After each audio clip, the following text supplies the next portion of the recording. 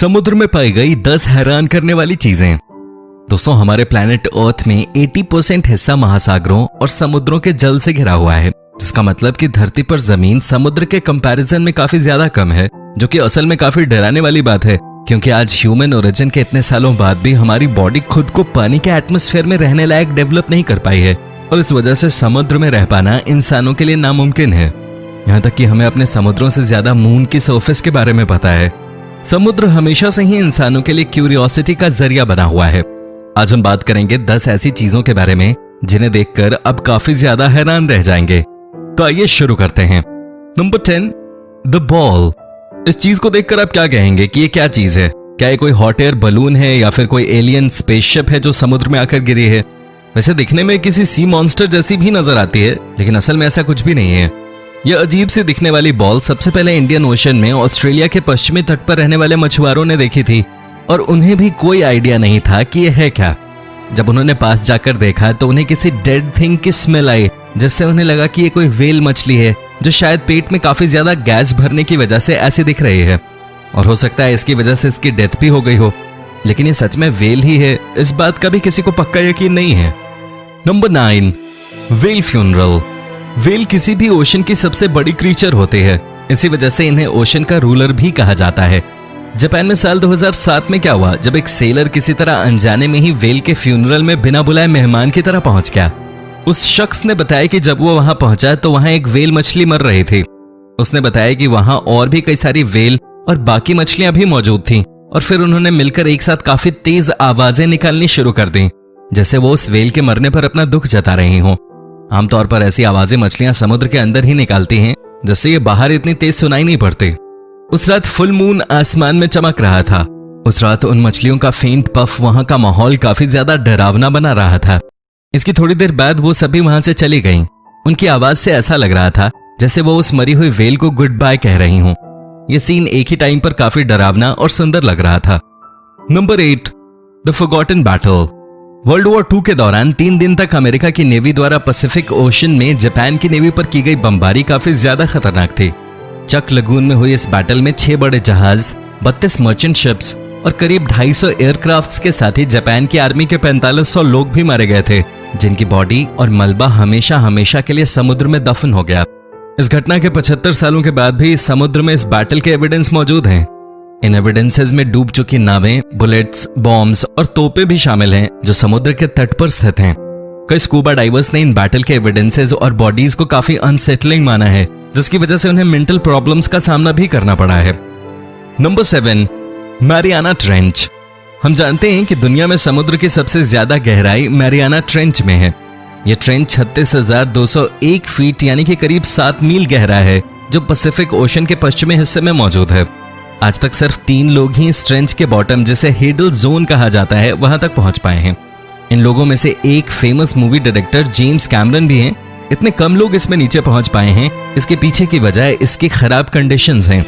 आप इस पानी में जितना ज्यादा नीचे तक जाने की कोशिश करते हैं, आपकी बॉडी पे उतना ही ज्यादा प्रेशर बढ़ता जाता है।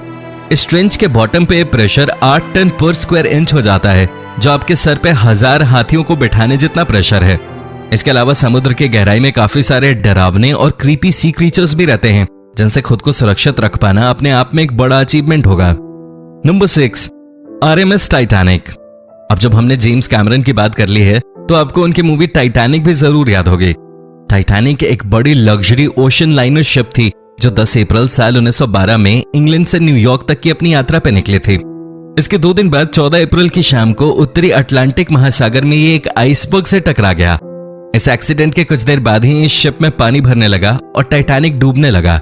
डूबने से पहले ये शिप 2 हिस्सों में टूट गया और इसके दोनों टुकड़े समुद्र के तल पर थोड़ी दूर में गिर गए। इस एक्सीडेंट से 1517 यात्रियों की डूबकर मौत हो गई, जबकि सिर्फ 706 पैसेंजर्स ही उस हादसे में बच पाए। टाइटैनिक के डूबे हुए हिस्से साल 1985 में समुद्र में पाए गए। जेम्स कैमरन ने साल 1999 में अपनी मूवी टाइटैनिक बनाने से पहले खुद भी 12 बार समुद्र में डाइव करके टाइटैनिक से जुड़ी रिसर्च की थी। Number 5, Neptune memorial reef. समुद्र की सतह से 46 फीट नीचे फ्लोरिडा के मायामी आइलैंड से 3 मील की दूरी पर मौजूद ये पानी के नीचे मौजूद कब्रिस्तान किसी अजूबे जैसा लगता है। नेपच्यून मेमोरियल रीफ को साल 2007 में खोला गया और इसमें 1,25,000 से ज्यादा रिमेन्स की जगह मौजूद हैं। इसमें रिमेन्स को रखने के लिए उन्हें पहले सीमेंट के साथ मिक्स किया जाता है। ये रिमेन्स इसे दुनिया की सबसे बड़ी आर्टिफिशियल रीफ का दर्जा दिलाते हैं। ये ग्रेवयार्ड दिखने में काफी ज्यादा खूबसूरत लगता है और रिमेन्स को यादगार बनाने का ये काफी अच्छा तरीका भी है। Number 4, dementors. किसी आइलैंड के कोस्ट पर समुद्र में मौजूद लाइट हाउस में ड्यूटी करने वाले एक गार्ड के अनुसार एक रात जब वो लाइट हाउस पे पहरा दे रहा था तब वहां काफी ज्यादा कोहरा था। वो कोहरा काफी ज्यादा घना था, इतना घना कि उसे आसपास 10 फीट तक की डिस्टेंस पे मौजूद भी कोई चीज ठीक से दिखाई नहीं दे रही थी। तब उसके सीनियर ने उसे कहा कि उसे पहरा देने की कोई जरूरत नहीं है क्योंकि वहां से कोई बोट या शिप के जाने की खबर उन्हें नहीं मिली थी। वो ये बातें कर ही रहे थे कि उसने कुछ टकराने की आवाज सुनी। उन्होंने वहां पर काले कपड़े से ढका कोई आकार अपनी तरफ आते देखा। वो उनकी तरफ बढ़े जा रहा था। वो उनके करीब आया और वो बुरी तरह डर चुके थे, लेकिन थोड़ी देर बाद पता चला कि ये कोई काला फ्लैग है जो कहीं से उड़कर उनकी तरफ आ गया था। Number 3, saint Elmo's fire. समुद्र में सेंट एल्मोस फायर नाम की घटना तब घटती है जब इसके होने के लिए इलेक्ट्रिक फील्ड में परफेक्ट कंडीशंस बनती हैं। लेकिन पहले के टाइम पे ऐसी किसी घटना के दौरान समुद्र में नाव चलाने वाले सी फेयरर्स अक्सर डर जाया करते थे। असल में इस फायर में एक ल्यूमिनस प्लाज्मा उनकी बोट को घेर लेता है, लेकिन उन्हें ऐसा लगता है कि ये किसी घोस्ट की ब्लू फायर है जो उन्हें जान से मारने आई है। सेंट एल्मोस फायर की घटना कई साल पहले 1832 में चार्ल्स डार्विन द्वारा भी मेंशन की गई है, जिसकी वजह से वे भी काफी ज्यादा डर गए थे। नंबर 2, बाल्टिक सी एनॉमली। स्वीडन की ओशन टीम द्वारा साल 2011 में ये अजीब सी एनॉमली ढूंढी गई थी। उस टीम को 200 फीट की गहराई पर एक सर्कुलर ऑब्जेक्ट जैसी कोई चीज नजर आई थी। यह किसी रैंप या दरवाजे के जैसी दिखती थी। उनका यह भी मानना था कि इसकी वजह से उन्हें अजीब सी इलेक्ट्रिकल इंटरफेरेंसेस का सामना भी करना पड़ा था। साल 2012 में एक न्यूज पब्लिकेशन डेली मेल ने इस स्टोरी को किसी यूएफओ की क्रैश लैंडिंग या अंडर वाटर टनल से रिलेटेड होने का दावा किया था, जिसके बाद से ही इस स्टोरी पर कई तरह की कॉन्स्पिरेसीज बनती रही कि ये चीज है क्या और इस समुद्र में पहुंची कैसे। हालांकि वहां की सरकार ने इसके एलियन स्पेसक्राफ्ट होने के दावे को गलत बताया है, लेकिन सच क्या है किसे पता। Number 1, UFO lights. साल 2019 के अक्टूबर में यूनाइटेड स्टेट्स के नॉर्थ कैरोलिना के तट के पास कुछ ऐसी अजीब सी और चौंकाने वाली लाइट्स जलती हुई देखी गई थी। इस वीडियो को जरा गौर से देखिए। इस वीडियो को यूट्यूब पर विलियम गाय नाम के एक शख्स द्वारा अपलोड किया गया था। इस वीडियो में ये लाइट्स समुद्र के ऊपर आसमान में खास तरह की फॉर्मेशन बनाकर उड़ रही हैं, जैसे ये कई सारे प्लेन्स या एलियन यूएफओज हों। ऐसा भी दावा किया गया कि ये लाइट्स शायद किसी मिलिट्री बेस की होंगी, लेकिन बाद में वहां मौजूद बेस ने ये बात कंफर्म की कि उस वक्त कोई भी एयरक्राफ्ट वहां से उड़ान पे नहीं निकला था।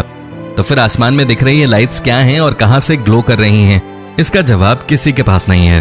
तो दोस्तों, ये थी आज की वीडियो। पसंद आई हो तो इसे लाइक और शेयर जरूर करना, और अगर आप हमारे चैनल पे नए हैं तो इसे सब्सक्राइब भी कर लेना। धन्यवाद।